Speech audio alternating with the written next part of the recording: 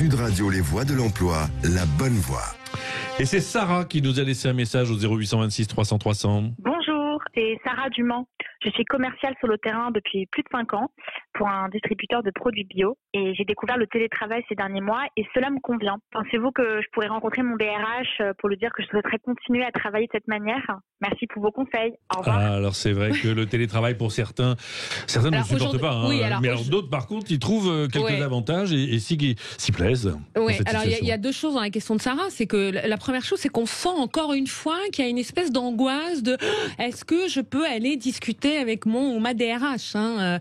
Et puis le deuxième point, et vous le soulignez, c'est que aujourd'hui c'est la règle, effectivement, hein, le télétravail. Mais dans la vie entre guillemets normale, le télétravail est un droit.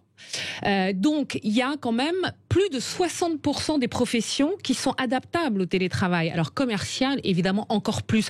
Si vous êtes garagiste ou pilote d'avion, je dois dire que c'est plus compliqué clairement.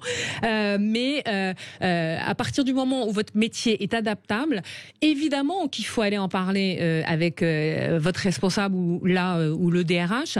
Moi, le conseil que je donnerais à Sarah, c'est d'argumenter, de préparer quand même des arguments qui ne soient pas que personnels. C'est-à-dire d'expliquer qu'elle va gagner du temps, par exemple, sur un temps de trajet, qu'elle va être moins stressée, qu'elle est équipée justement, peut-être par vous, à son domicile, qu'elle a l'ordinateur, elle a tout, qu'elle est joignable aux heures de travail, elle peut proposer même de faire un point une fois par semaine pour montrer que les choses avancent.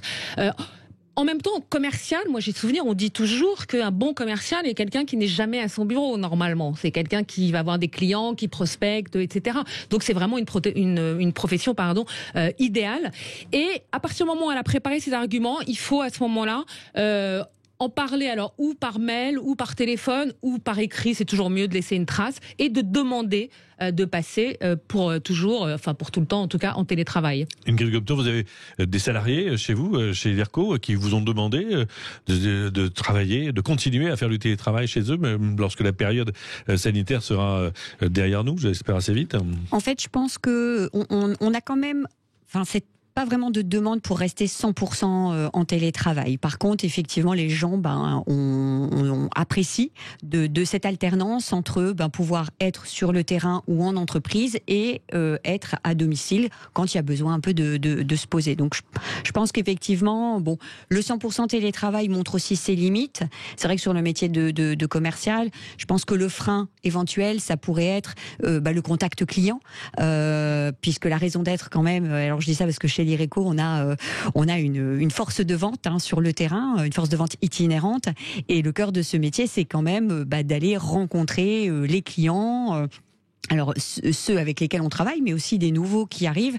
Donc il y a quand même besoin, je pense, il faut trouver un bon compromis entre le besoin de contact avec le client, et puis des choses qui peuvent se faire, et vous l'avez dit effectivement, par téléphone ou en visio, et qui évite parfois des déplacements inutiles. Et donc il faut trouver juste ce bon point d'équilibre.